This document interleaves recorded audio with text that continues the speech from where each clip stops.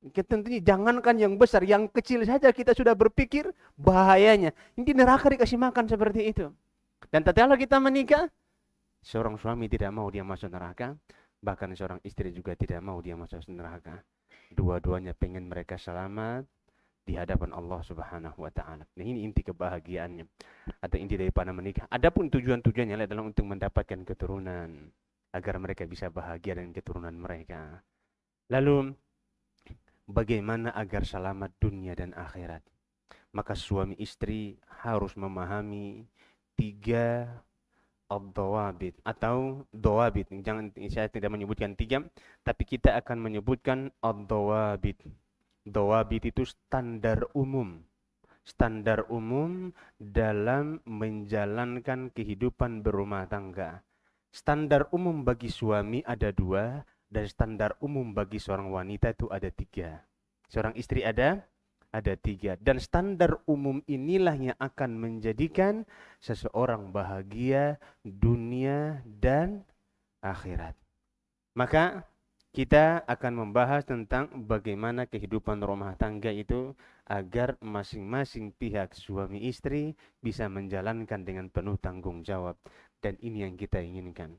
Dan ini yang kita inginkan. Kita akan bahas satu persatu tentang standar umum dalam menunaikan hak antara suami istri.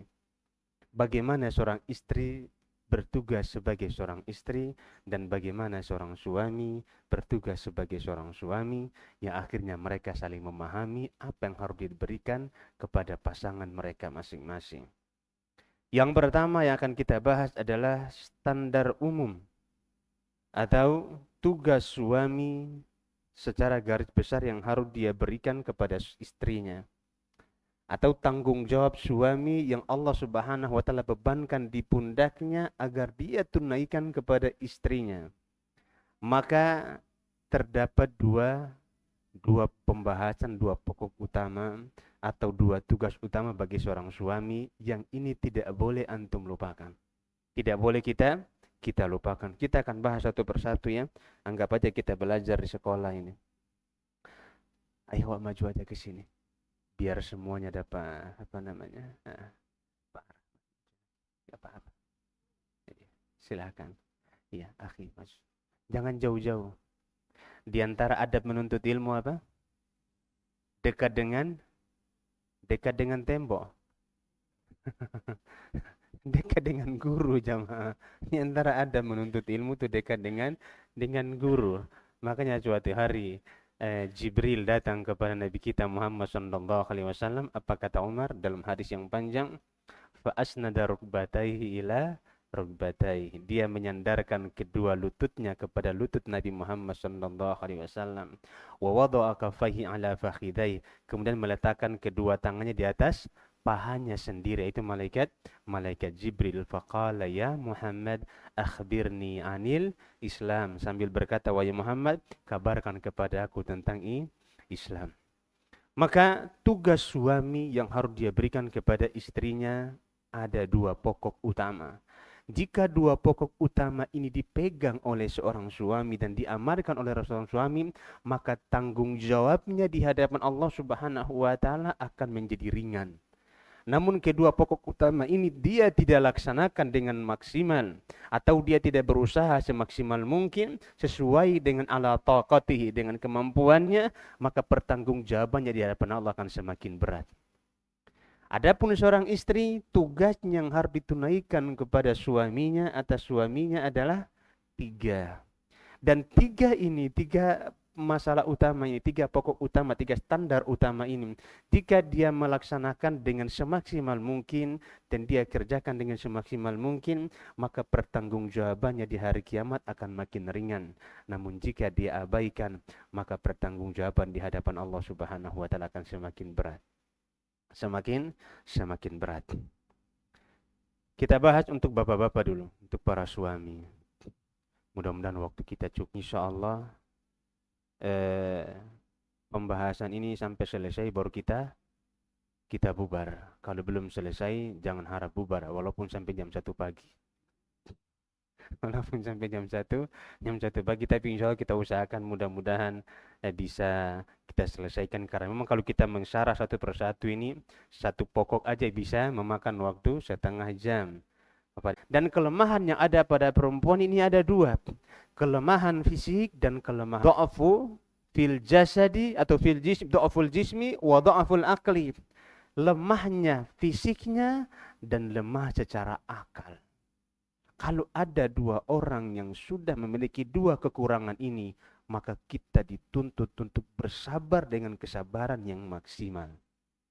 Dengan kesabaran yang maksimal. Karena kalau tidak, wanita ini akan menjadi celah-celahan bagi kita, dan sehari-harinya kita akan memandangnya sebagai makhluk yang buruk. Makhluk yang buruk. Ya, jadi kelemahan perempuan ada dua macam, yaitu kelemahan pada fisiknya dan kelemahan pada akalnya. Dan dua hal ini merupakan dua kekurangan yang disandang oleh semua perempuan tanpa terkecuali. Tanpa terkecuali, melainkan ada orang-orang yang Allah Subhanahu wa taala lebihkan antara satu dengan yang lainnya. Contoh yang punya kelebihan di atas rata-rata para wanita, bahkan di atas rata-rata laki-laki saat ini, seperti misalnya Aisyah radhiyallahu taala anha, istri Rasul sallallahu alaihi wasallam. Kemudian juga seperti Khadijah radhiyallahu taala anha, kemudian juga seperti Fatimah radhiyallahu taala anha, kemudian juga seperti Asia radhiyallahu taala anha. Asia, istrinya Firaun yang kemudian beriman kepada siapa? Beriman kepada Nabi Musa alaihi salam. Ahlil jannah thalathun. Ini keutamaan yang Allah berikan kepada mereka bertiga. Allah mengatakan dalam Al-Quran, dzalika fadlullahi yu'tihi man yasha. Itulah karunia yang Allah berikan kepada siapa yang Allah kehendaki. Rasulullah mengatakan afdalu nisa'i ahlil jannati thalathatun. Wanita penghuni surga yang paling utama itu ada 3 wanita.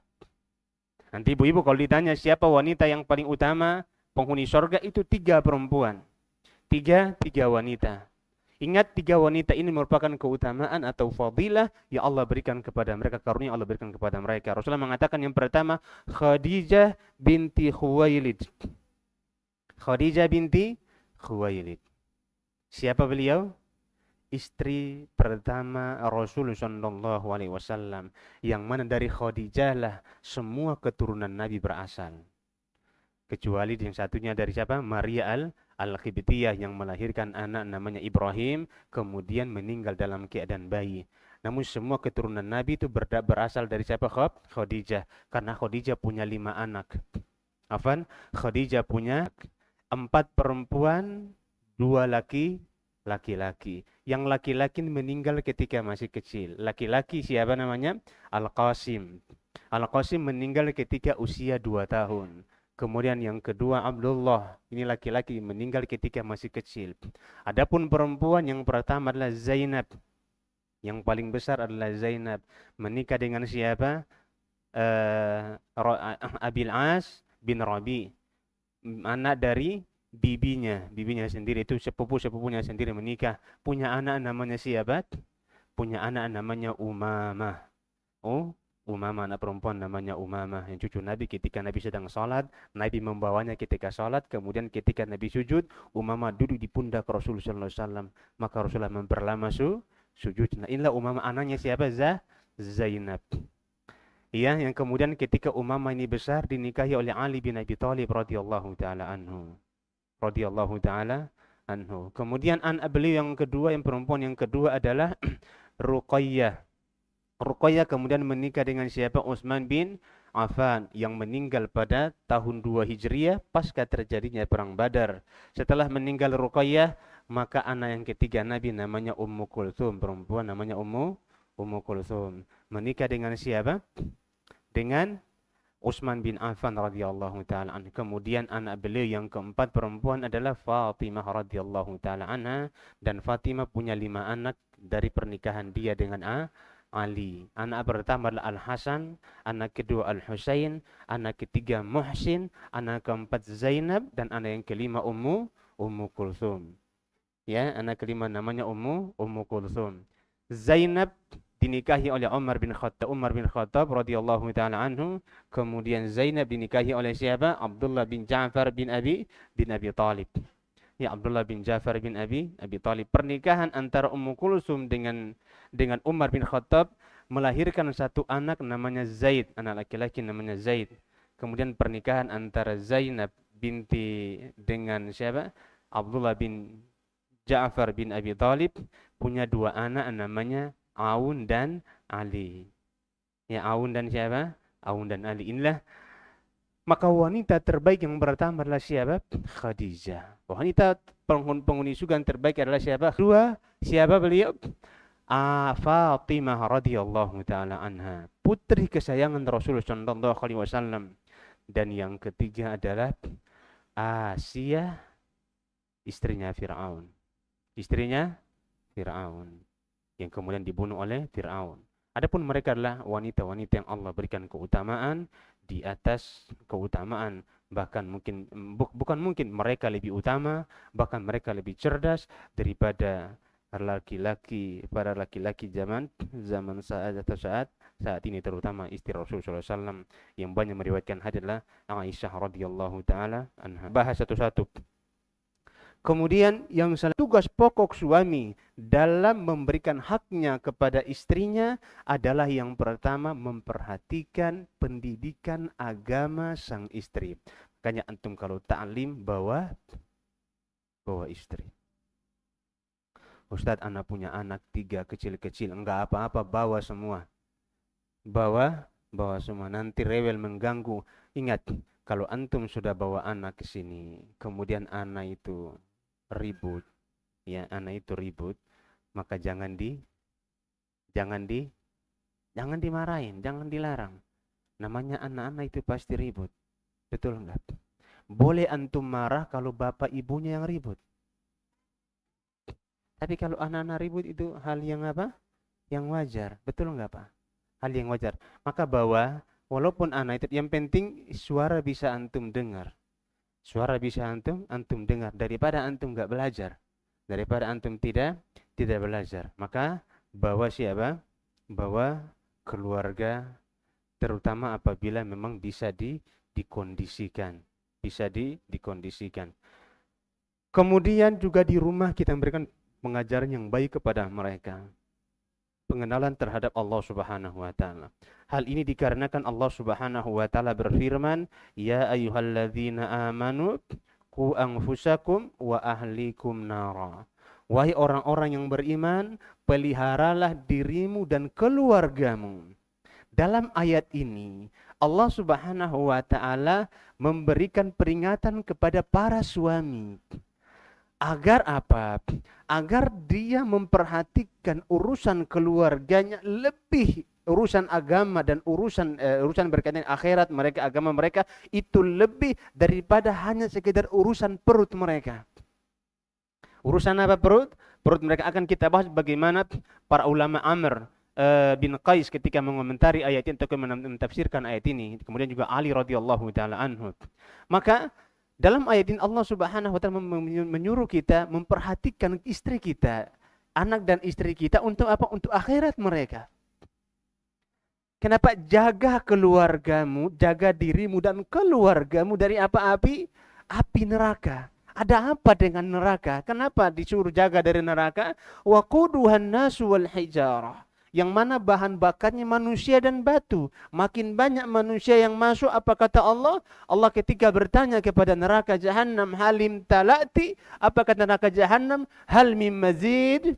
Dalam surat apa? Surat Qaf. Ketika Allah bertanya kepada neraka Jahannam, yauma naqulu li Jahannam halim talati wa taqulu hal mim mazid.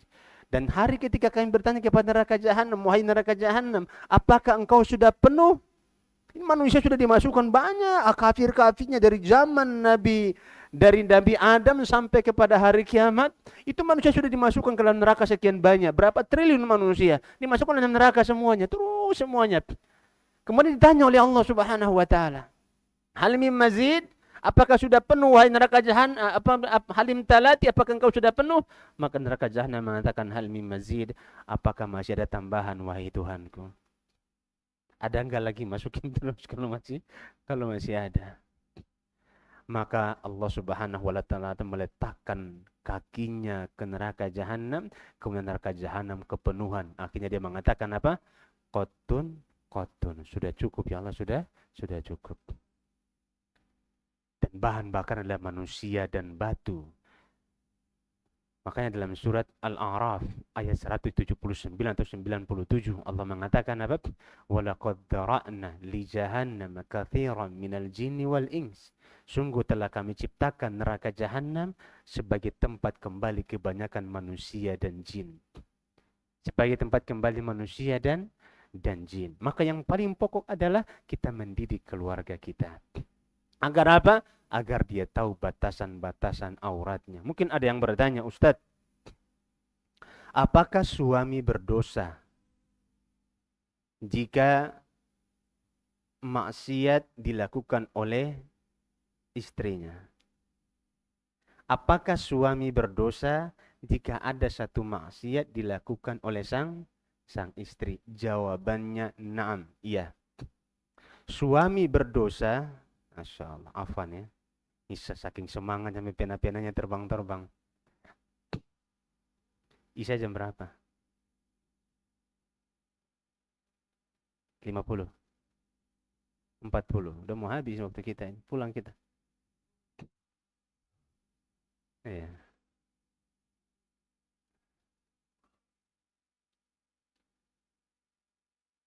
Suami berdosa terhadap maksiat yang dilakukan oleh istrinya, dan suami menanggung dosanya dan dia akan bertanggungjawabkan sampai hari kiamat. Antum camkan baik-baik ini, dan kita mencamkan baik-baik bahwanya maksiat yang dilakukan oleh istri kita akan ditanggung oleh suaminya.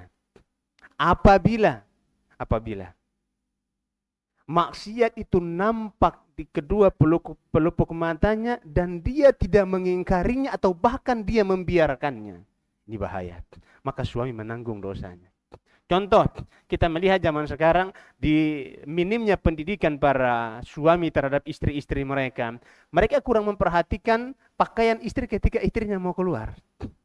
Bahkan kalau antum lihat ini orang-orang yang memang ingin menampakkan istrinya di hadapan umum, maka istrinya pakai dandanan yang luar biasa, kemudian betisnya keluar, sendalnya tinggi, lipstiknya, make upnya, dan dia jalan dengan suaminya di pesta saling bergandeng tangan dengan bangganya.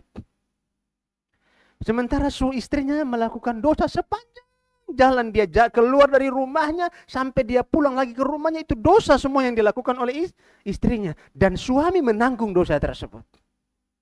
Suami akan menanggung dosa tersebut jika dia tidak mengingkari, alias dia membiarkan hal tersebut terjadi begitu saja. Makanya pendidikan agama untuk keluarga sebagai aplikasi takwa dalam rumah tangga ini sangat penting untuk diperhatikan, jangan sampai dilalaikan. Maka ketika istri kita mau keluar rumah, dia pakai parfum apa enggak? Kalau tercium bau parfum suruh ganti bajumu deh. Ganti baju. Karena para ulama kita sepakat bahwasannya seluruh tubuh perempuan itu aurat. Seluruh tubuh perempuan itu aurat. Yang mereka perselisihkan hanya dua, yaitu wajah dan telapak tangan. Ada yang mengatakan wajah itu aurat, dan ada yang mengatakan bahwa wajah itu bukan aurat. Hanya saja kesimpulan akhir yang bisa kita sampaikan adalah bahwasannya semakin eskalasi semakin tinggi fitnah yang ditimbulkan oleh wajah, semakin tinggi eskalasi fitnah yang ditimbulkan oleh wajah, maka wajah itu semakin wajib untuk ditutup. Maka wajah itu semakin wajib untuk ditutup. Ya, apalagi zaman sekarang, ya kita lihat memang mau tidak mau istri kita harus pakai cadar. Istri kita harus menutup wajah. Kalau memang tidak siap pakai cadar, pakai apa? Pakai masker. Sekarang sudah ada solusinya, pakai apa? Pakai masker. Kemana-mana pakai masker. Sehingga wajahnya tidak nampak dan tidak menimbulkan fitnah. Dan untuk meringankan beban pertanggungjawaban seorang suami di hadapan Allah Subhanahu wa taala. Yang kedua, pakaian yang dia pakai ketika mau keluar. Yang pertama harus longgar. Pakaian yang dia pakai itu harus longgar. Maka ini juga harus diingatkan oleh suami ketika istrinya akan keluar ataupun anaknya akan keluar dari rumah, harus diingatkan. Kalau dia mengabaikan nasihat suaminya, maka yang terpenting kita sudah menyampaikan. Atau kalau memang dia tidak dekat, boikot dia. Boikot dalam hal apa? Boikot dalam hal dia tidak diizinkan keluar rumah sampai dia betul-betul menutup semua auratnya. Menutup semua aurat. Ini pendidikan dan seorang suami harus tegas karena ini berkaitan dengan pertanggungjawaban di hadapan Allah Subhanahu wa taala dan ini bukan main-main. Di hadapan Allah Subhanahu wa taala, mungkin di hadapan manusia antum masih punya alasan. Di hadapan Allah Subhanahu wa taala apakah kita punya alasan? Wallahu alam bisawab. Ketika Allah bertanya kepada kita, per menit per detik semua yang kita kerjakan, apalagi yang berkaitan dengan orang yang kita pimpin, maka itu akan makin menjadi berat ketika di hadapan Allah Subhanahu wa taala. Maka pertanggungjawaban ini menyebabkan seorang suami harus tegas. Ingat, beda tegas dengan kasar. Harus dibedakan antara dua kata. Tegas, Nabi adalah orang yang tegas. Nabi adalah orang yang tegas, tapi bukan orang yang kasar. Tegas itu lembut, tapi kalau A, B, B, selesai. Itu namanya Kalau kasar kayak mana? Hah? Kalau kasar kayak mana? Bang Irwan. Kau keluar dari pintu itu, ku tampar muka kau. Nah, itu kasar. Jangan antum lihat pintu. Anda memberikan contoh maksudnya ini. Kau keluar dari pintu itu ku tampar muka. Ini kasar. Ini kasar. Tapi coba panggil dia, Dek, jangan keluar sebelum kau menutup auratmu. Adapun pendapat kamu wajah itu bukan aurat, yang penting kamu tutup yang lainnya. Kamu tutup pakai kaos kaki kalau kamu mau keluar, jilbab yang tebal, pakaian yang panjang, kemudian yang lainnya. Akhirnya apa? Agar aku makin ringan pertanggungjawabkanku di hadapan Allah Subhanahu wa taala. Kemudian ketika dia keluar dalam keadaan baunya bau parfum, bau wangi, harus suruh ganti pakaian. Karena ini bentuk bagian dari pendidikan kita kepada istri kita. Jaga dia dari hal-hal yang dapat mendatangkan murka Allah Subhanahu wa taala. Yang kedua dari aplikasi takwa adalah bertakwa kepada Allah Subhanahu wa taala untuk tidak menzaliminya, memberikan pelayanan yang terbaik kepadanya, dan bersyukur kepada Allah terhadap segala kelebihan yang dia punya, serta bersabar kepada Allah terhadap segala kekurangan yang dia punya, karena wanita merupakan makhluk yang banyak kurangnya. Banyak kurangnya. Saking banyak kurangnya Rasulullah sallallahu alaihi wasallam mengabarkan tentang kaum perempuan. Rasulullah sallallahu alaihi wasallam mengatakan, la yafraqu mu'minun mu'minatan in kariha minha khuluqa radiya minha akhar. Hendaklah seorang suami tidak boleh membenci istrinya. Tidak boleh membenci istrinya. Marah kepada istrinya. In kariha minha khuluqa. Apabila ada akhlak istrinya yang dia tidak suka, radiya minha akhar. Maka hendaklah dia suka dengan akhlak-akhlak yang lain. Artinya sehingga berimbang antara kekurangan dengan kelebihan yang dimiliki oleh sang istri. Bisa nggak kira-kira? Bisa insya Allah. Dan memang istri kita itu makhluk yang punya kekurangan. Maka dia harus diimbangkan. Makanya Rasulullah SAW menggariskan bahwasannya bermuamalah dengan wanita atau bermuamalah dengan perempuan, ini harus berimbang antara apa? Antara bagaimana kita melihat kekurangannya dan kita melupakan kekurangannya tersebut karena adanya kelebihan yang dia lakukan. Contoh kelebihan yang dia lakukan banyak. Kalau kita hitung satu persatu dari jam 1 pagi sampai jam 1 pagi lagi, itu sangat banyak kelebihan-kelebihan yang akan dilakukan oleh istri kita. Meskipun kekurangannya itu buat jengkel. Menjengkelkan. Ini memang kekurangan. Kadang-kadang syaitan itu masuk dari hal-hal seperti ini, maka hendaklah seorang suami harus sabar. Sabar dalam menghadapi sang istri. Belum adzan. Dikit lagi. Berapa menit bang? 2 menit lagi. Kita lanjutkan setelah Isya ya. Sampai jam berapa kita ngaji? Hah? Sampai selesai. Masya Allah. Sampai subuh nggak selesai nih. Insya Allah habis Isya kita lanjutkan. Tapi insya Allah ini kajian akan berlanjut karena memang di masjid ini memang jadwalnya sebulan sekali. Ya setiap malam Sabtu atau malam Minggu pekan kedua. Insyaallah taala mudah-mudahan ini juga bisa kita selesaikan dan hal-hal yang penting seperti ini harus kita bahas. Wallahu taala alam bisawab. Wassalamualaikum warahmatullahi wabarakatuh.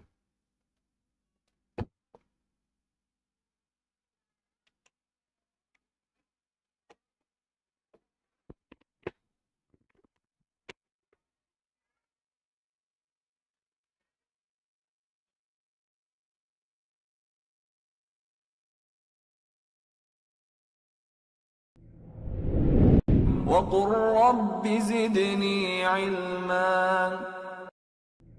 Saksikan live di YouTube dan Facebook Kisaran Mengaji Official.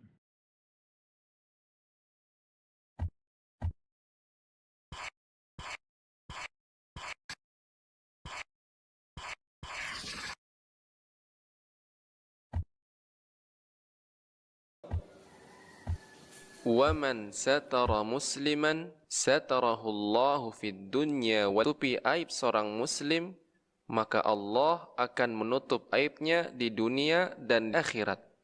Hadis riwayat Muslim. Ya, silakan didengarkan dan ikuti. A, I, U, A. A, I, U, A. Ya, bagus. Masya Allah, barakallahu fiqh. Al-mahiru bil-Qur'ani ma'as safaratil kiramil bararah walladhi yaqra'ul Qur'ana wa yatata'ta'u fihi wa huwa alaihi syaqqun lahu ajran. Orang yang lancar membaca Al-Quran akan bersama malaikat utusan yang mulia lagi berbakti. Sedangkan orang yang membaca Al-Quran dengan tersendat-sendat lagi berat, maka ia akan mendapatkan 2 pahala. Hadis riwayat Muslim.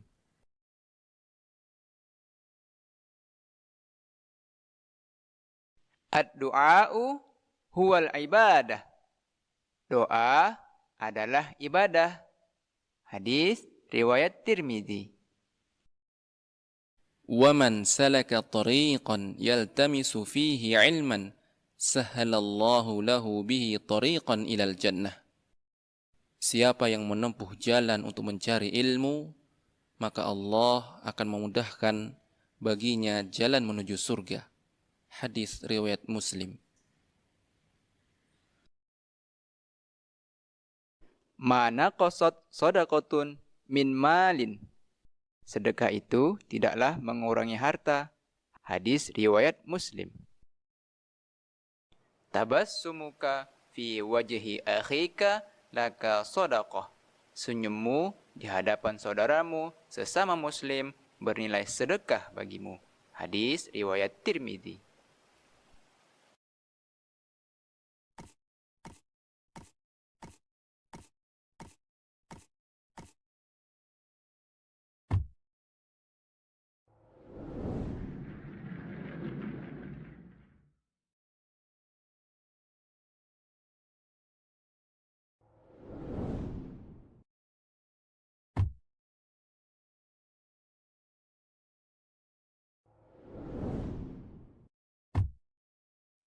وَتَعَاوَنُوا عَلَى الْبِرِّ وَالتَّقْوَى وَلَا تَعَاوَنُوا عَلَى الْإِثْمِ وَالْعُدْوَانِ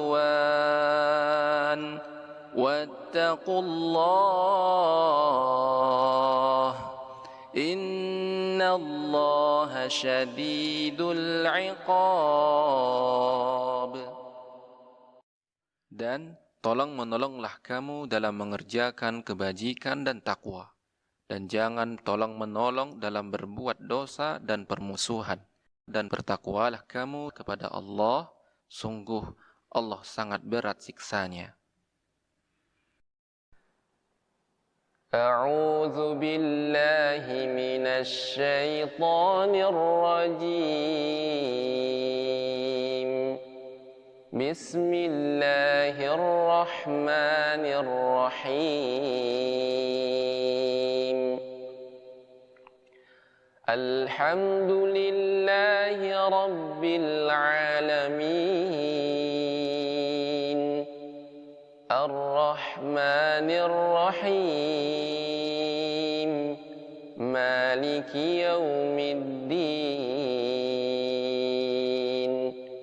Iyyaka na'budu wa iyyaka nasta'in. اهدنا الصراط المستقيم صراط الذين أنعمت عليهم غير المغضوب عليهم ولا الضالين.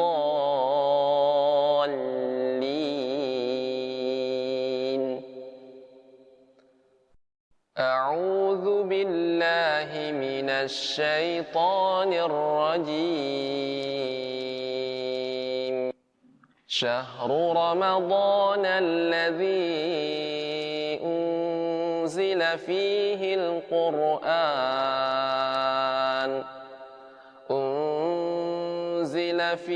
القرآن هدى للناس وبينات من الهدى والفرقان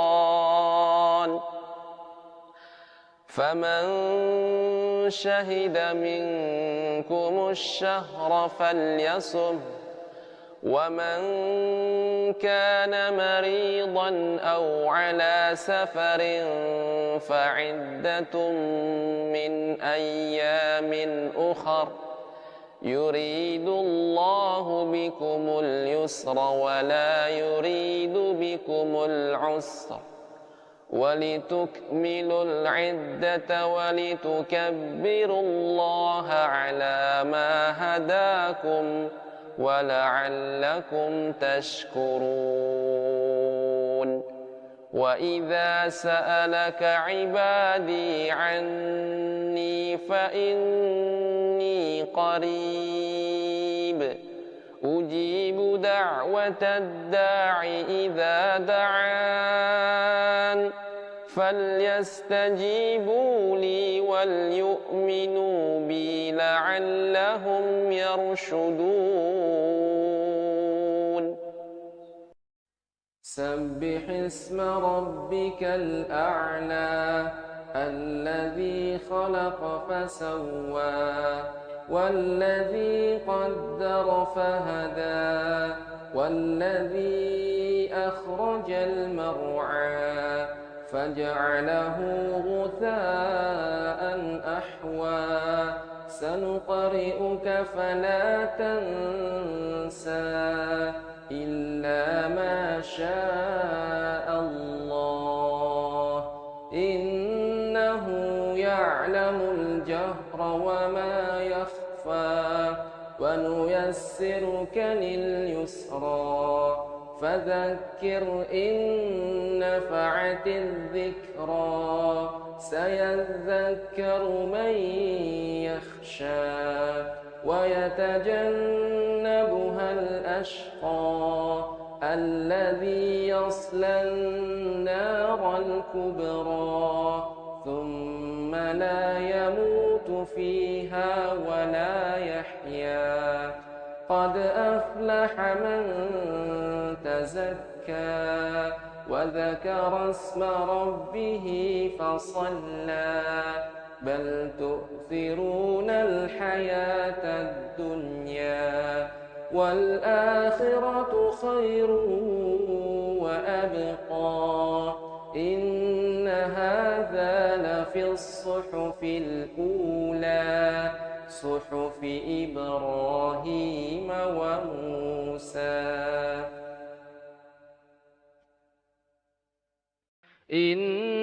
إنني أنا الله لا إله إلا أنا فاعبدني وأقم الصلاة لذكري إن الساعة آتية أكاد أخفيها لتجزى كل نفس بما تسعى. Bismillah, Assalamualaikum warahmatullahi wabarakatuh. Alhamdulillah Rabbil Alamin, wassalatu wassalamu ala Rasulillahil Amin wa ala alihi wa sahbihi ajma'in, amma ba'd. Saudaraku kaum muslimin yang dirahmati oleh Allah Subhanahu wa taala, jadilah hamba-hamba Allah Subhanahu wa taala yang senantiasa dalam keridhaan Allah Subhanahu wa taala. Kita sadari bahwasanya kita hidup di muka bumi ini tidak lepas dari dua kondisi: mendapat nikmat atau mendapatkan musibah. Jika Anda mendapat nikmat, maka jadilah orang-orang yang bersyukur. Dan jika Anda mendapatkan musibah, jadilah orang-orang yang sabar, sehingga Anda senantiasa dalam ridha Allah Subhanahu wa taala. Nabi sallallahu alaihi wasallam bersabda, "Ajaban li amril mu'min, inna amrahu kullahu khair, wa laysa dzalika li ahadin illa lil mu'min. In asabahu sarra syakar fakana khairan lah, wa in asabahu dharra sabar fakana khairan lah." Nabi sallallahu alaihi wasallam bersabda, sungguh mengherankan perkaranya orang-orang yang beriman. Semua perkaranya baik, dan itu tidak dimiliki kecuali orang-orang yang beriman. Jika ia mendapatkan sesuatu yang ia sukai, sesuatu nikmat, ia bersyukur, dan itu baik baginya, diridhai oleh Allah Subhanahu wa taala. Wa in asabahu dharra sabar.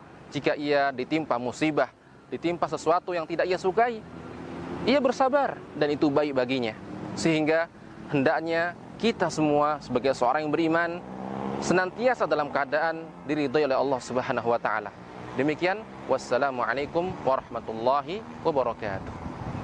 Perhatikan, dakwah yang didasari dengan keimanan, keikhlasan, ilmu yang bermanfaat akan membuahkan orang-orang yang mengikuti sama persis seperti yang mendakwahkannya. Sedikit gulam tersebut berdakwah, menyampaikan sesuatu, tapi apa yang dia sampaikan benar-benar ilmu, tauhid, beriman manusia dengan keimanan yang kokoh sama seperti dia. Subhanallah. Inilah dakwah kalau benar-benar didasari ilmu. Dakwah yang disampaikan di atas kebenaran, Allah akan turunkan keberkahan bahkan di saat pendakwahnya meninggal.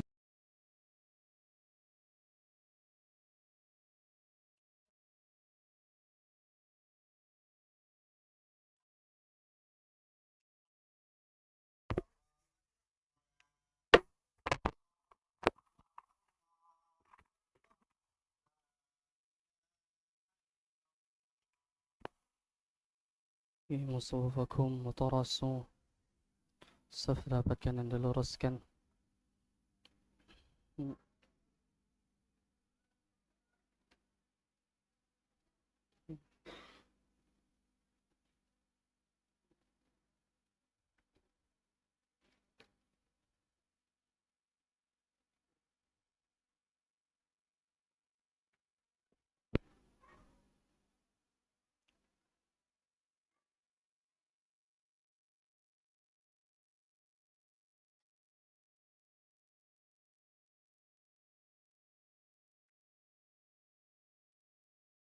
Allahu Akbar.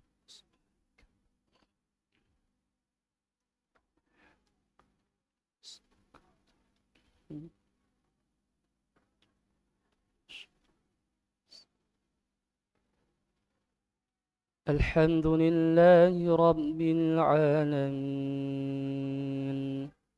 Ar-Rahmanir Rahim, مالك يوم الدين. إياك نعبد وإياك نستعين. اهدنا الصراط المستقيم، صراط الذين أنعمت عليهم غير المغضوب عليهم ولا الضالين.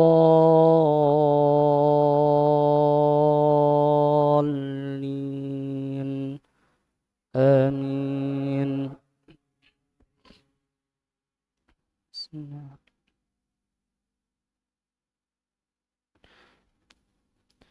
اقترب للناس حسابهم وهم في غفلة معرضون ما يأتيهم من ذكر من ربهم محدث إلا استمعوه وهم يلعبون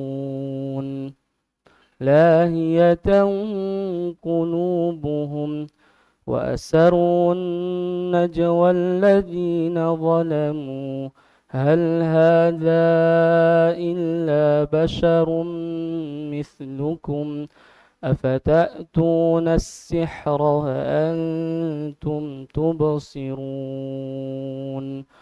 قال ربي يعلم القول في السماء والأرض وهو السميع العليم بل قالوا أضغاث أحلام بل افتراه بل هو شاعر فليأتنا بآية كما أرسل الأولون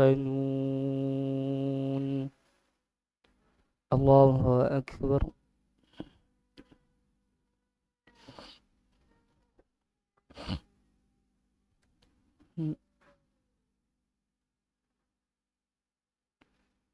سمع الله لمن حمده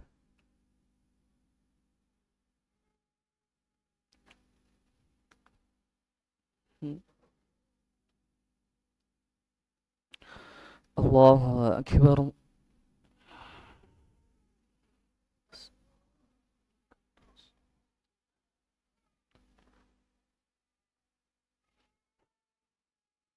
الله أكبر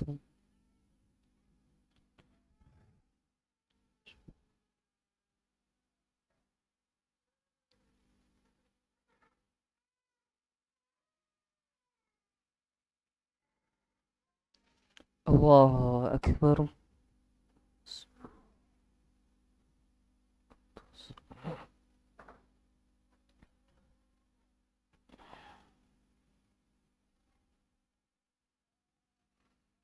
الله أكبر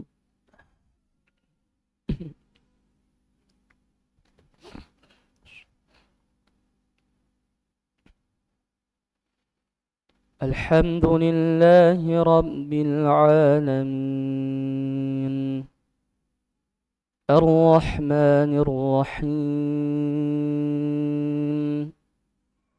مالك يوم الدين إياك نعبد وإياك نستعين اهدنا الصراط المستقيم صراط الذين أنعمت عليهم غير المغضوب عليهم ولا الضالين آمين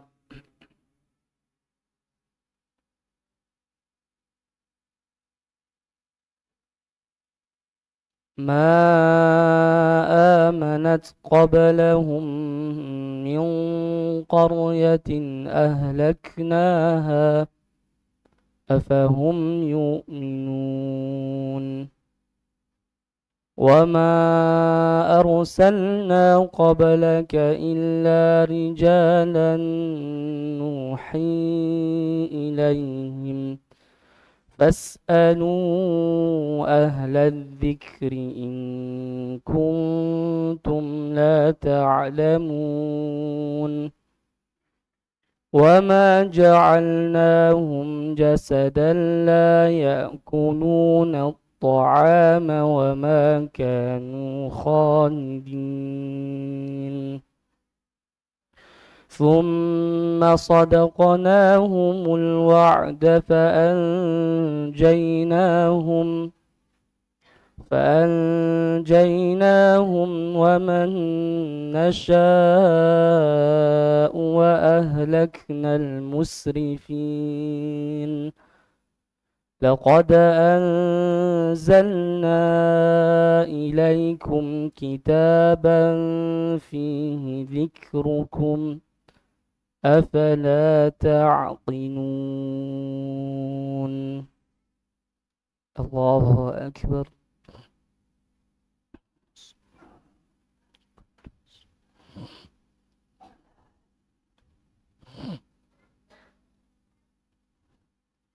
سمع الله لمن حمده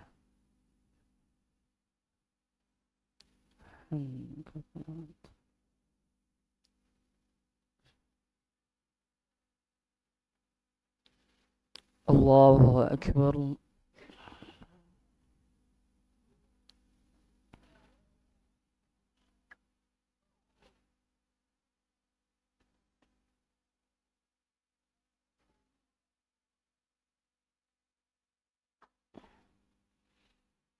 الله أكبر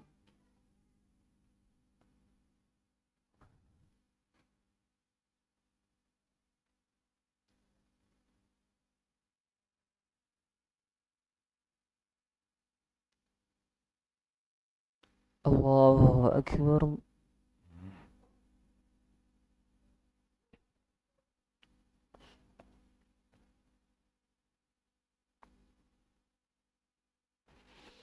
الله أكبر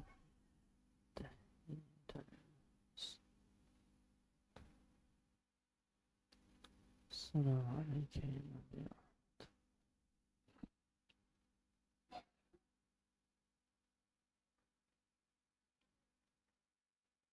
أشهد أن لا إله إلا الله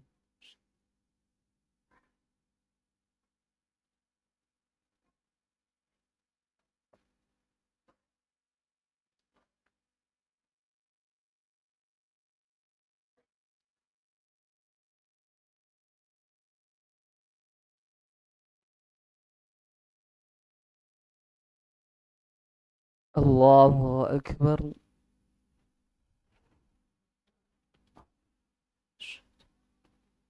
بسم الله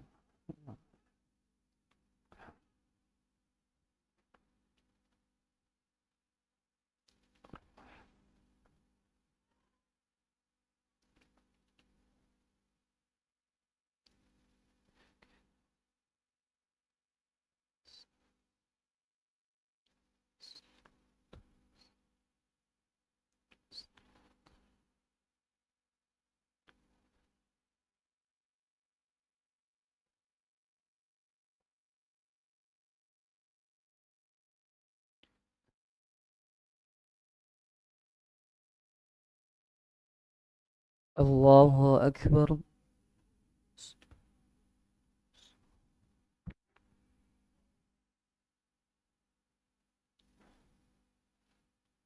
سمع الله لمن حمده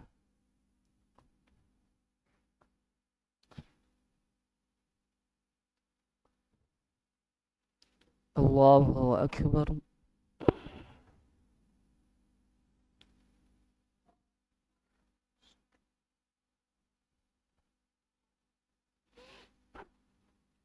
الله أكبر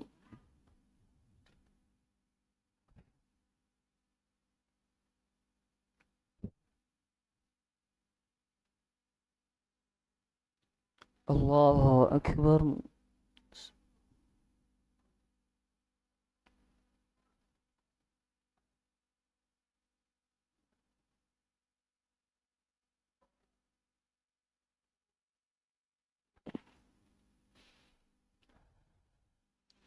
الله أكبر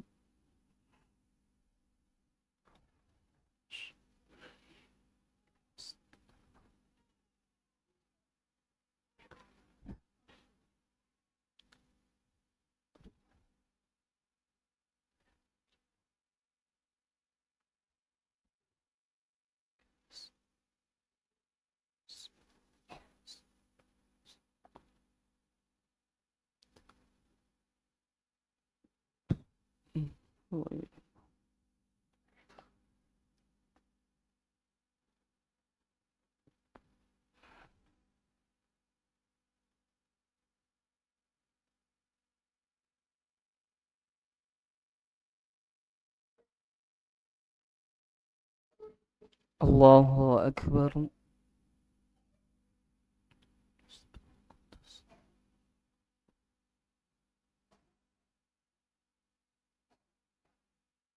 سمع الله لمن حمده.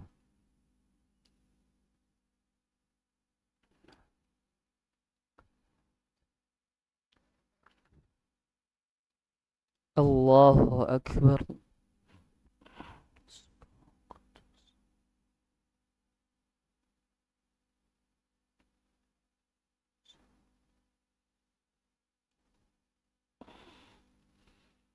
الله أكبر.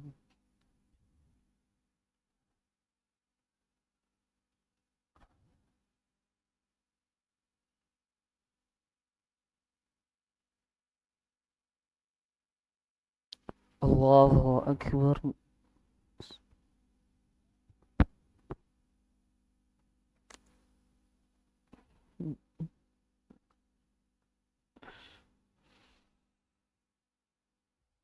الله أكبر.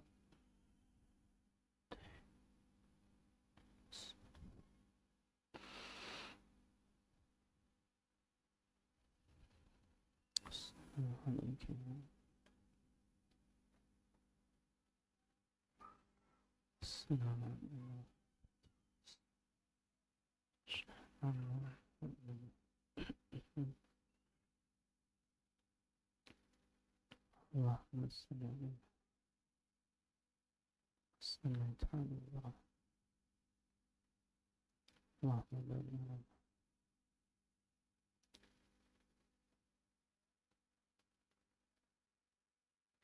اللهم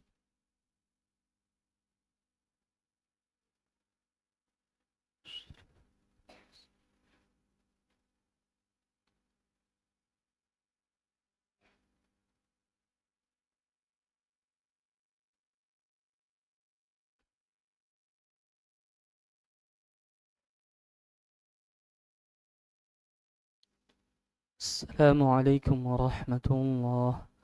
السلام عليكم ورحمة الله. الله أكبر. الله أكبر. الله أكبر. استغفر الله. استغفر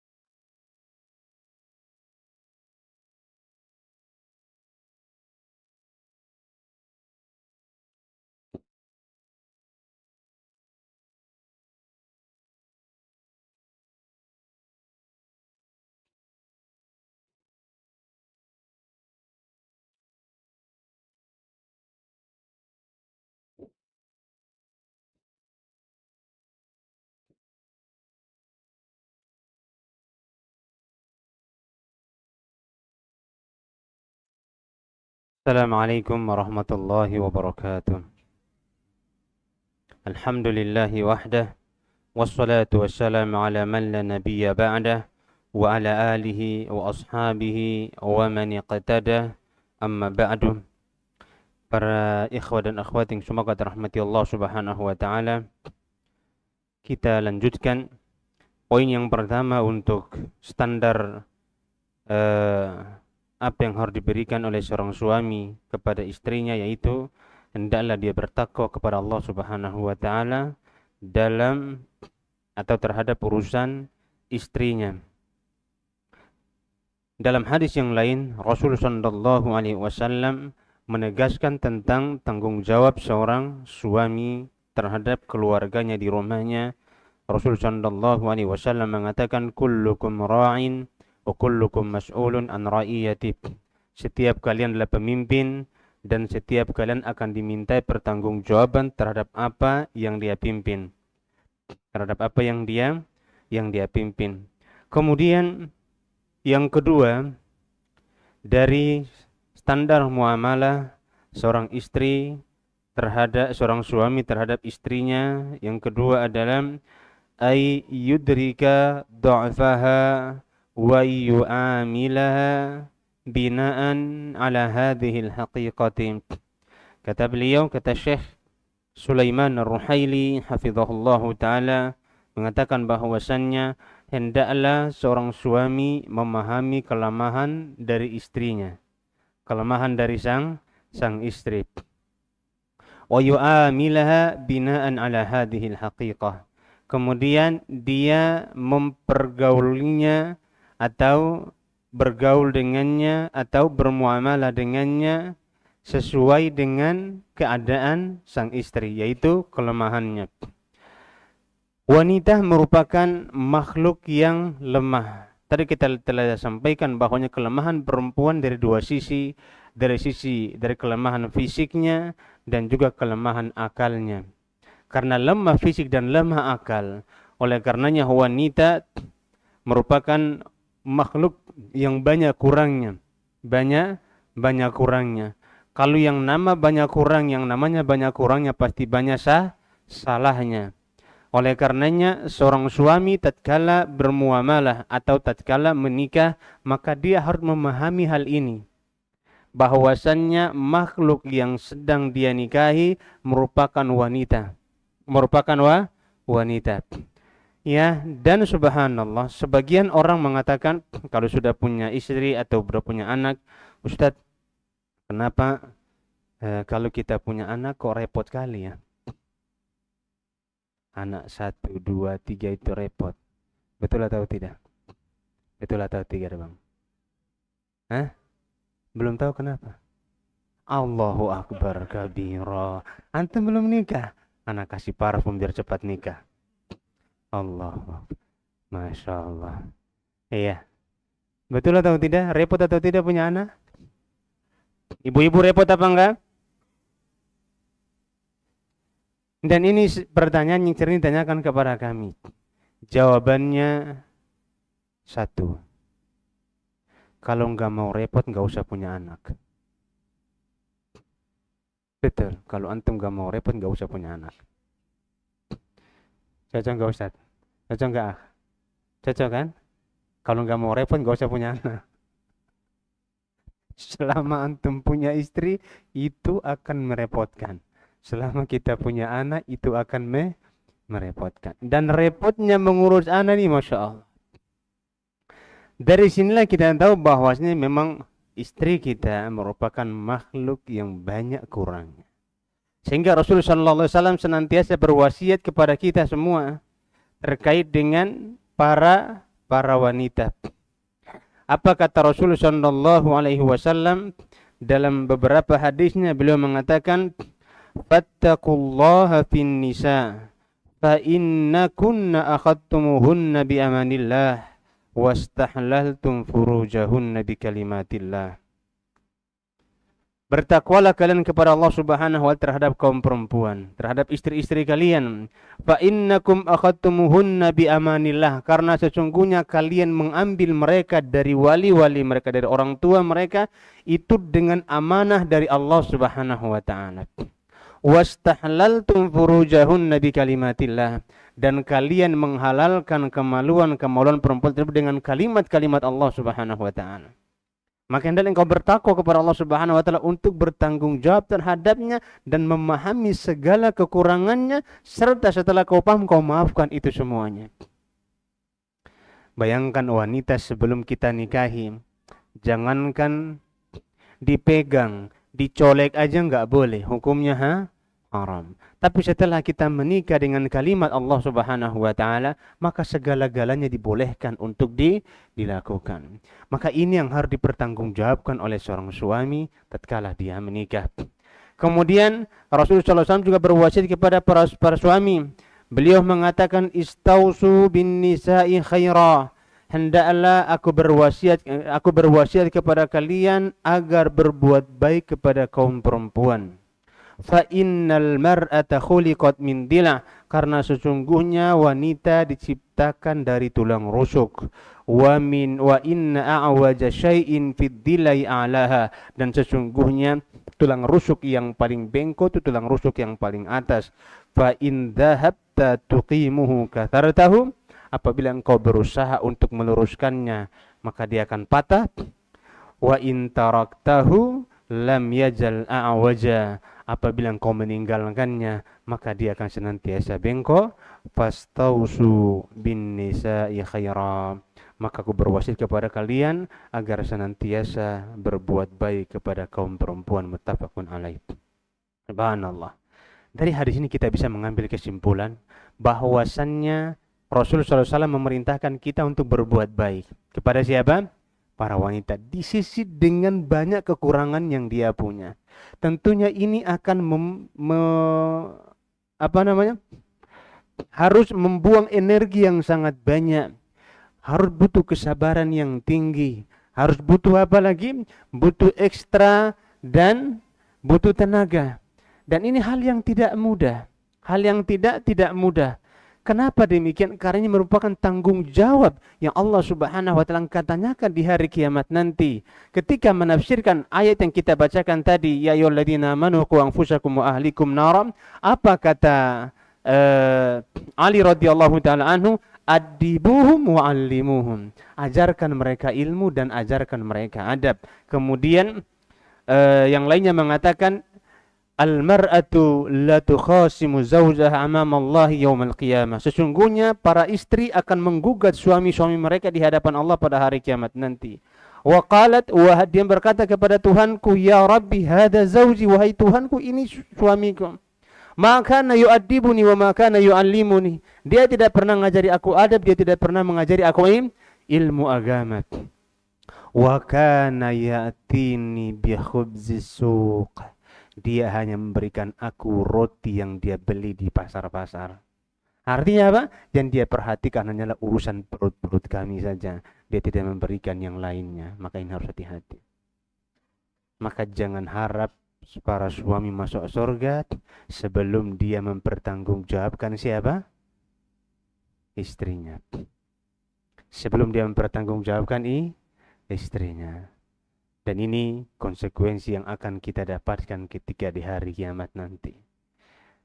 Maka hendaklah kalian berbuat baik kepada kaum perempuan, karena sesungguhnya mereka diciptakan dari tulang rusuk. Ya makanya semua laki-laki tulang rusuknya kurang satu. Ustadz, bagaimana kalau yang poligami Ustadz? Jadi tulang rusuknya berkurang 2. Ini enggak 2, tetap jadi 1. 1 itu dibagi-bagi. Ya, 1 itu dibagi-bagi. Makanya karena bengkoknya ini, jadi yang namanya sesuatu yang bengkok ini asalnya, berarti asal penciptaan perempuan ini membengkok. Makanya ketika dia lahir, maka kondisinya sampai dia meninggal akan tetap bengkok. Kenapa? Karena tulang rusuk mau kita luruskan, kalau kita paksakan dia akan patah. Kata Rasulullah SAW, wa kasruha tolaquha, dan patahnya tulang rusuk tersebut engkau menceraikannya. Kenapa? Karena tidak sabar. Tidak sabar. Yang kedua, para ikhwah yang semoga dirahmati Allah Subhanahu wa taala. Antum harus letakkan di benak pikiran antum dan dalam hati antum bahwasannya para wanita itu memiliki kekurangan, yang mana kekurangan itu kepada fisik dan juga akalnya. Yang membedakan wanita satu dengan yang lainnya itu pada apa, Bang? Pada apa? Pada casingnya. Casing saja yang membedakan. Adapun hakikat mereka itu sama-sama kurang.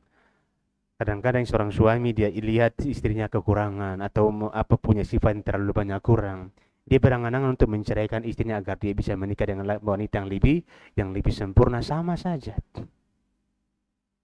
Anda punya kenalan, dia menceraikan istri pertamanya. Setelah cerai, istrinya juga mengadu kepada istri saya, sang suami mengadu kepada saya. Jadi informasi yang berbeda, masing-masing bela diri. Intinya sama-sama tidak sabar. Sama-sama tidak sabar, terutama sang suami yang mungkin kurang sabar. Subhanallah, akhirnya setelah dia menceraikan istrinya karena alasan istrinya tidak mau diatur, susah diatur dan membangkang dan sebagainya, dia menikah lagi dengan wanita yang kedua. Ternyata juga apa? Sama dengan kalau antum ceraikan yang kedua, antum nikah sama yang ketiga juga sama seperti itu. Memang sifat perempuan memang seperti itu. Betul enggak ibu-ibu? Ibu-ibu betul atau tidak? Enggak mau ngaku mereka. Intinya itu bapak-bapak harus sabar, ya. Harus apa? Harus sabar. Agar kita memahami bahwasannya memang wanita itu tempatnya tumpukan kekurangan. Ya, sesuatu yang kurang ini kalau kita bersabar dia akan menjadi nikmat. Menjadi satu nikmat yang sangat besar, terutama apabila punya keturunan. Kemudian keturunan ini besar dan kita bersabar kepada ibunya, bersabar juga kepada sang anak, maka Allah Subhanahu wa taala akan memberikan nikmat dan karunia yang sangat besar pada keluarga tersebut. Maka intinya ingat ikhwah dan akhwat yang semoga dirahmati Allah Subhanahu wa taala, karena bab yang pertama ini berkaitan dengan laki-laki, intinya para suami harus sabar terhadap segala kekurangan yang dimiliki oleh istrinya. Kenapa? Karena meskipun kurangnya istri kita itu banyak, tapi kelebihan dia lebih banyak daripada kekurangannya. Kelebihannya lebih banyak daripada kekurangannya. Kenapa demikian? Wanita mampu mengerjakan pekerjaan yang berat, yang mana pekerjaan itu tidak mampu dilakukan oleh para lelaki. Yang mana pekerjaan itu tidak mampu dilakukan oleh laki-laki. Contoh pekerjaan yang paling berat adalah merawat dan menjaga anak. Merawat dan menjaga anak. Ini pekerjaan yang berat yang tidak mampu dilakukan oleh suami. Yang kedua adalah mencuci pakaian, jemur pakaian, dan setrika pakaian. Ini tidak mampu dilakukan oleh suami. Kalau suami melakukan ini, maka mukanya akan cemberut sampai hari kiamat. Karena dia merasa berat. Ini bukan pekerjaan saya. Dia akan cemberut, tidak dikerjakan. Kok istri saya malas sekali ini. Padahal ini pekerjaan perempuan memang. Tapi ini berat. Bagi laki-laki sangat berat. Nyapu rumah, masak, bersihkan rumah. Itu pekerjaan yang berat. Yang tidak mungkin, yang tidak bisa dikerjakan oleh para suami. Karena kalau suami yang mengerjakan hal-hal seperti ini, tentunya akan terjadi cekcok yang berkepanjangan dalam rumah tangga. Karena suami tidak mampu, apalagi kalau disuruh jaga anak. Suruh jaga anak, nggak usah lama-lama. 1 hari aja jaga anak, bang. Kita bagi tugas lah, bang. Kamu jaga anak, bang. Aku ngaji 1 hari. Sanggup nggak kira-kira? Sanggup nggak? Antum, sanggup nggak? Punya anak 3 disuruh jaga sama istri antum. Dia mau ngaji 1 hari. Nah, dia bilang, bang aku mau ngaji biar aku makin taat sama abang. Dia suruh antum jaga anak. Sanggup? Insya Allah kita nggak sanggup. Itu subhanallah, bisa-bisa anak-anak semua kita lempar pakai piring. Kenapa? Karena itu bukan pekerjaan suami. Makanya di sisi kelebihan, kekurangan yang dia miliki, banyak kebaikan yang dia punya. Makanya Rasulullah mengatakan apabila engkau lihat kekurangan pada dirinya, maka engkau juga harus melihat kebaikan-kebaikan yang lain. Akhirnya apa? Menghilangkan kekurangan-kekurangan tersebut. Yang mana ini juga kadang-kadang dilupakan oleh para suami. Para suami. Untuk mempersingkat waktu, yang selanjutnya adalah standar umum bagi seorang istri, apa yang harus dia lakukan untuk suaminya. Yang pertama, para ibu yang ada di balik tabir, yang pertama adalah antahfadhahu fi baitihi wa nafsiha.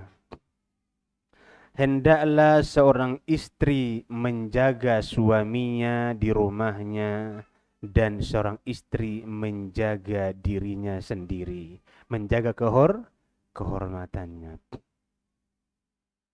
Dan yang kedua adalah antu'tihi fi ghairi ma'siyah. Hendaklah para wanita mentaati suaminya apapun itu perintahnya selama tidak dalam maksiat kepada Allah Subhanahu wa taala.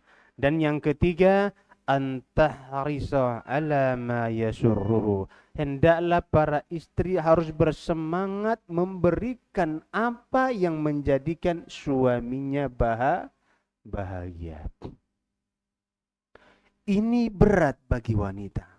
Tapi tentunya ini merupakan kewajiban yang harus ditunaikan oleh dirinya. Yang pertama adalah dia hendaklah menjaga suaminya. Apa yang dia jaga? Kehormatan suaminya. Kalau ada cekcok di rumah tangga, jangan sampai dia membeberkan aib-aib suaminya ke orang lain. Dijaga kehormatan suaminya ini. Jangan sampai dia curhat sama fulana. Akhirnya semua orang tahu tentang kekurangan suaminya. Kemudian juga dia menjaga pandangan suaminya.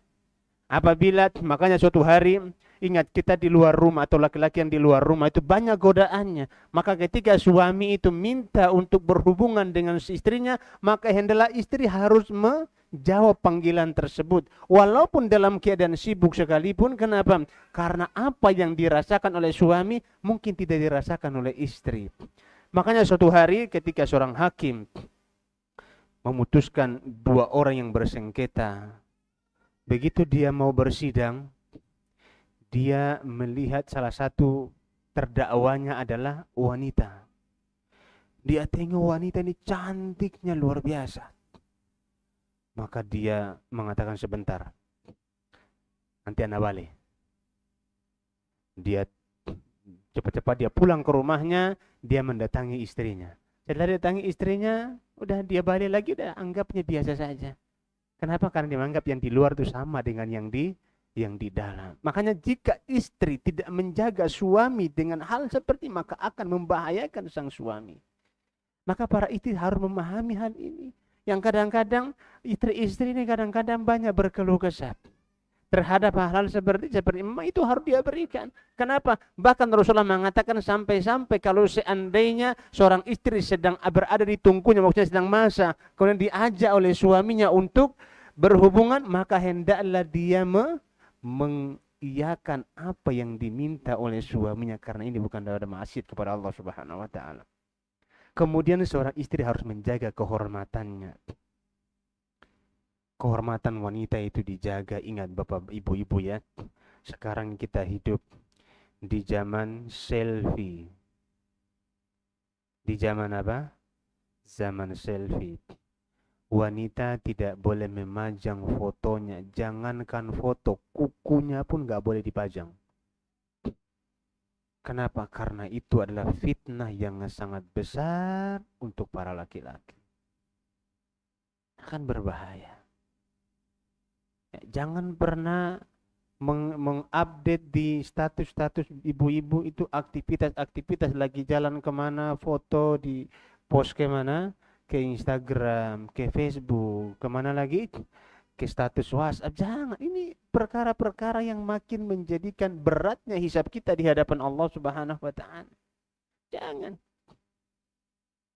harus dihindari seperti ini. Dan seorang istri betul-betul harus iffah, menjaga betul-betul dirinya dari segala macam fitnah yang ada di luar. Betul-betul menjaga dirinya menjadi seorang wanita yang taat kepada Allah Subhanahu wa taala. Dan yang kedua, antu'ti, hendaklah seorang istri mentaati suaminya. Apa yang harus dia taati pada setiap perkara, selama hal tersebut tidak bermaksiat kepada Allah Subhanahu wa taala, tidak masuk dalam kemaksiatan kepada Allah, maka seorang istri wajib mentaati suaminya. Berat Bang ya? Ini berat. Bagi ibu-ibu ini berat, tapi ingat, apabila 3 hal ini dilakukan oleh seorang istri, maka Rasulullah sallallahu alaihi wasallam mengatakan, idza salatil mar'atu khamsaha, apabila seorang wanita salat 5 waktu, wa shamat sakhraha, kemudian dia berpuasa di bulan Ramadan, wa hafidhat farjaha, kemudian memelihara, melindungi atau menjaga kehormatannya, wa ata'at zawjaha, dan mentaati suaminya, maka nilainya adalah apa? Qila laha udkhulil jannati min ay abwabil jannati syi'ti, maka akan dikatakan kepadanya, masuklah engkau ke dalam surga lewat pintu mana saja yang kamu mau. Allahu akbar. Dalam hadis yang lain Rasulullah mengatakan, apabila seorang wanita meninggal dunia, wa zawjuha anha radin dakhalal jannah, apabila seorang wanita meninggal dunia dan dalam keadaan meninggal tersebut suaminya ridha kepadanya, maka wanita tersebut pasti masuk surga. Bagaimana cara mendatangkan ridha suami? Taati suami pada hal-hal yang walaupun dia sendiri tidak suka, selama itu bukan maksiat kepada Allah Subhanahu wa taala, tujuannya adalah untuk bisa masuk surga. Dan yang terakhir, yang ketiga adalah antaharisa alama yasurruhu, hendaklah seorang istri selalu berusaha untuk membahagiakan suaminya. Suami itu suka kalau rumah itu selalu bersih.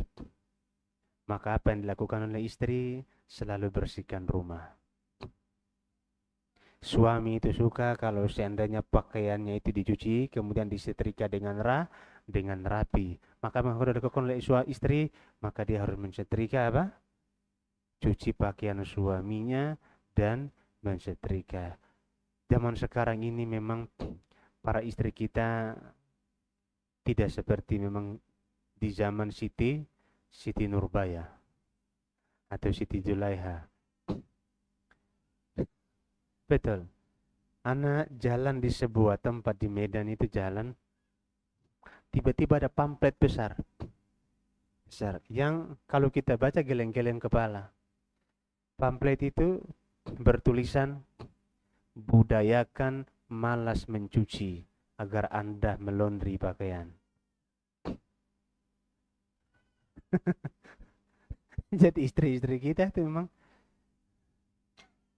seperti itulah ya, memang zamannya seperti itu. Makanya sekarang ibu-ibu ya laundry, kemudian takutnya tukang laundry yang masuk surga. Takutnya tukang laundry yang masuk surga. Makanya harus hati-hati ibu-ibu ya. Cobalah yang suami itu dicuci, jangan dikasih ke laundry. Kalaupun laundry atau mungkin sesekali nggak apa-apa. Tapi kalau terus-terusan kan kita nggak dapat fadilahnya nanti mengurus suami dan membahagiakan suami. Makanya ibu-ibu harus memahami hal ini dengan baik, konsep ini harus dipahami dengan baik. Kalau ada yang mau bertanya kami persilahkan. Karena memang ini materi yang berlanjut, insya Allah kita lanjutkan pada pertemuan akan datang. Insya Allah kita membahas lebih detail lagi insya Allah ta'ala. Sebelum saya ditanya, saya mau bertanya. Saya mau tanya tapi pertanyaannya dapat hadiah. Pertanyaan yang pertama. Pertanyaan yang ibu-ibu mau bertanya silahkan ya, ditulis. Bapak mau bertanya silahkan ditulis. Pertanyaan yang pertama berkaitan dengan materi. Yaitu standar Umum pergaulan seorang suami dengan istrinya ada dua. Siapa yang bisa menyebutkan? Angkat tangan. Udah nikah? Udah nikah? Alhamdulillah. Apa itu?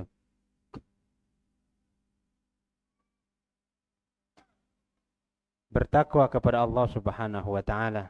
Yang kedua,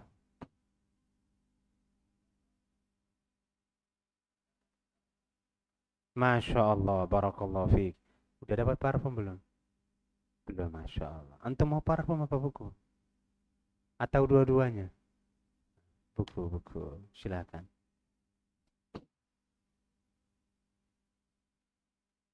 Tinggalkan kenangan sebelum pergi, Masya Allah. Bagus ini. Saya Soleh Munajid. Fadal. Jazakallah khairan. Pertanyaan yang kedua, untuk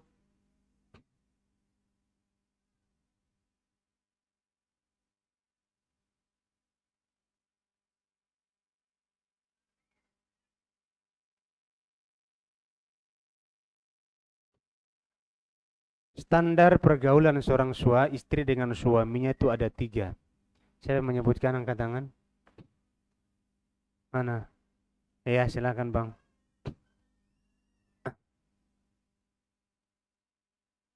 Iya, menjaga suaminya di rumahnya atau pada dirinya sendiri. Iya, yang ketiga, membahagiakan suaminya. Masya Allah, antum mau buka apa parfum? Fadal. Insyaallah. Jika dalam keadaan marah kepada istri, apa yang harus dilakukan oleh suami? Angkat tangan. Dalam keadaan marah ini, marah besar, apa yang harus antum lakukan? Angkat tangan.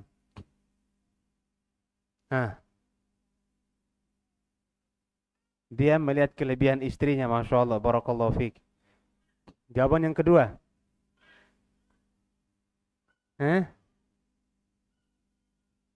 Yang kedua, bersabar, Masya Allah. Fadhal. Yang ketiga,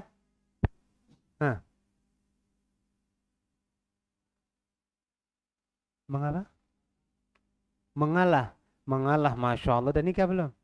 Wah, kau tahu antum. Masya Allah, anak kasih 2 sekalian kalau gitu. Fadhal.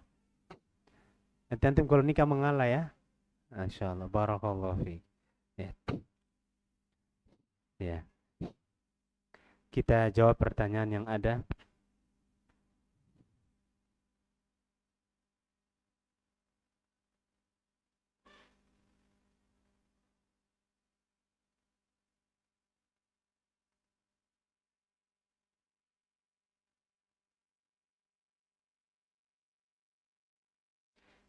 Iya, Masya Allah. Assalamualaikum warahmatullahi wabarakatuh. Waalaikumsalam warahmatullahi wabarakatuh. Semoga Allah Azza wa Jalla menjaga Ustadz dan keluarga. Amin ya Rabbal Alamin. Ustadz, tolong nasihatnya untuk akhwat. Akhwat, dengar baik-baik ini. Tolong nasihatnya untuk akhwat yang masih memakai tas di luar hijab. Jadi tasnya dia gendong di luar apa? Hijab. Karena ya tali hijab. Akhwat kalau gendong tas, hendaklah tasnya di dalam hijab. Jangan di luar hijab. Karena kalau di luar hijab, tas yang dia pakai sudah otomatis akan membentuk tubuhnya. Karena tali hijab itu akan menarik, apa namanya itu? Sehingga dia pakai tas harus diletakkan di dalam. Bisa atau tidak? Bisa. Ya memang itu harus dilakukan oleh para wanita.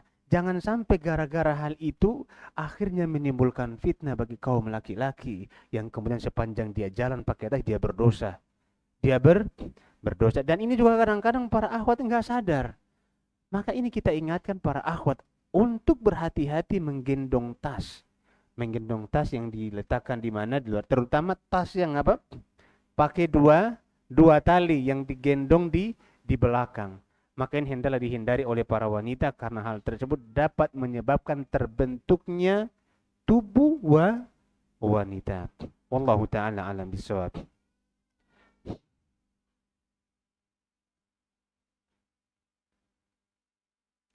Assalamualaikum. Waalaikumsalam warahmatullahi wabarakatuh. Ustaz, bagaimana adab meninggalkan kajian yang belum selesai lalu dia pulang? Mohon nasihatnya. Ini bukan adab namanya. Ya ikhwah, kalau antum ngajinya ngaji kitab, yang namanya ngaji kitab ini dia harus berkesinambungan dan tidak boleh terlewatkan, karena ngaji kitab ini beda dengan ngaji tematik. Karena ngaji kitab ini belum antum, misalnya minggu ini kajian, minggu besok kajian, antum gak hadir, maka akan terputus pemahaman itu. Kenapa? Karena pembahasan ini tidak antum dapatkan sehingga nyambung dan loncat kepada pembahasan setelahnya. Makanya kalau yang namanya ngaji kitab itu dia harus betul-betul duduk dan konsentrasi sampai selesai. Boleh pulang pada sesi tanya jawab, mungkin bisa pulang. Tapi selama materi masih berlangsung, maka jangan dulu pulang. Ini kebiasaannya para lah. Jangan. Ya hendaklah kita apa? Kita betul-betul ngaji. Apalagi kalau kitab ya. Beda halnya dengan kajian. Kemudian kalau kita pulang, adabnya boleh kita meninggalkan majelis apabila ada keperluan mendesak. Itu adabnya adalah apabila ada keperluan yang mendesak.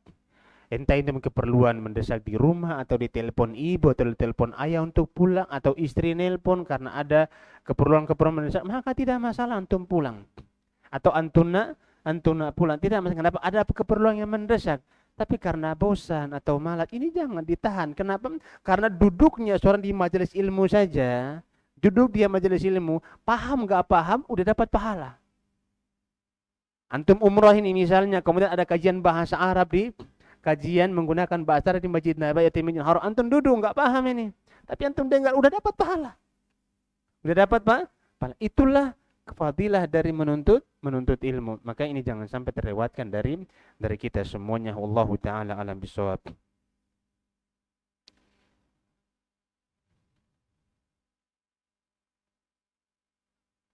Ini ada pertanyaan yang bagus ini jamaah.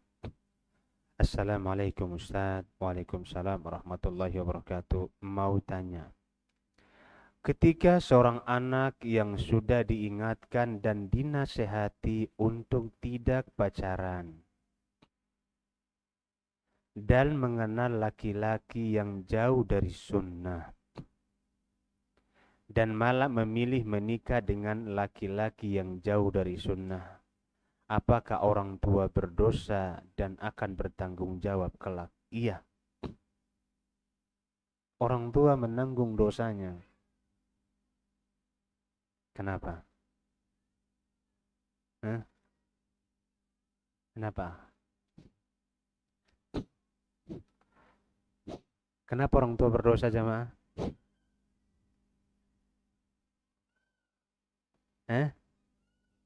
Iya. Ada hadiah enggak ini? Enggak ada lagi. Iya. Yang kedua. Kenapa? Ini jawaban dua-duanya betul. Yang paling saya tambahkan lagi adalah selain dari kurang pendidikan agama dan kurang perhatian kepada anak, kesalahan orang tua memberikan kasih sayang yang salah kepada anak. Memberikan orang tua memberikan kasih sayang yang salah kepada anak yang menyebabkan anak itu melenceng. Kapan anak boleh dikasih handphone jamaah? Kita sekarang di dunia dengan handphone. Anak itu, subhanallah, anak itu dia bisa pacaran dengan orang Malaysia atau orang yang kerja di Malaysia, padahal dia di kisaran, karena memang ada handphone. Ada lewat handphone. Yang ngasih handphone siapa? Orang tua. Enggak mungkin anak itu beli handphone dengan duitnya sini. Duit dari mana kalau bukan duit dari orang tuanya? Maka kapan anak itu boleh dikasih handphone? Ini harus kita perhatikan. Jika anak itu masih statusnya masih sekolah. Masih sekolah. Dan sekolahnya itu tidak terlalu memerlukan handphone, maka jangan sekali-kali diberikan dia handphone apabila tidak ada kontrol orang tua. Anak boleh dikasih handphone apabila 3 syarat ini terpenuhi, bapak-bapak, ibu-ibu. Syarat yang pertama adalah harus ada kontrol orang tua. Yang kedua, anak boleh dikasih handphone apabila dibatasi waktunya. Dan yang ketiga, boleh dikasih handphone itu anak apabila ada pemetaan ruang. Artinya ruangan mana anak itu nggak boleh pegang handphone. Contoh di rumah kita, anak tidak boleh pegang handphone ketika dia masuk kamar. Karena kalau handphone ini ikut ke kamarnya, jam 12 pun matanya masih menyala meskipun lampu sudah mati. Akhirnya sholat subuhnya lewat, dibangunkannya makin susah. Buat aturan di rumah. Yang herannya ke orang tua. Orang tua dengan anak ini lemah. Nggak boleh kita lemah dengan anak kita. Harus tegas. Sama anak itu nggak boleh kita main-main. Karena kalau salah kita memberikan kasih sayang, kita akan mempertanggungjawabkannya di hari kiamat nanti. Inilah bukti kenapa anak bisa pacaran. Karena terlalu bebasnya orang tua memberikan kasih sayang yang salah. Dan ini bukan cuma di sini. Bukan dan di mana-mana terjadi karena salahnya orang tua dalam memberikan kasih sayang kepada anak-anak mereka. Anak SMA seharusnya nggak pantas dia dikasih handphone. Boleh dikasih handphone. Handphone apa yang boleh dia pakai? Ustadz, nanti kalau dia mau pulang kayak mana Ustadz? Kasih handphone tolali. Dia bisa telepon orang tuanya. Ini malah dikasih handphone apa? iPhone. Tak bisa seperti itu. Dikasih handphone kamera mata 3. Ya makin jadi sudah 2 mata dia tambah lagi kamera mata 3 jadi 5 matanya. Tidak bisa, ini salah orang tua. Yang akhirnya orang tua akan mempertanggungjawabkan di hari kiamat terhadap cara dia mendidik anak yang salah. Dan anak yang pacaran itu disebabkan salah satunya, ingat, pacaran itu bentuk pelarian. Kalau dalam ilmu psikologi itu pacaran bentuk pelarian. Berarti ini disebabkan karena pola asuh orang tua yang salah kepada anak tersebut. Kalau pola asuh kita sudah salah, ini akan berbahaya. Di antara pola asuh yang salah, ibu-ibu, bapak-bapak, di antara pola asuh yang salah adalah sasaran kasih sayang dan sasaran pendidikan serta sasaran pemberian yang tidak tepat kepada anak. Inilah yang menyebabkan anak itu salah dalam menggunakan barang-barang tersebut. Bahaya. Sampai salah satu akhi, boleh dimatikan aja. Matikan aja. Gak apa-apa kan? Aman. Ya, aman. Ana mau cerita yang sakral soalnya.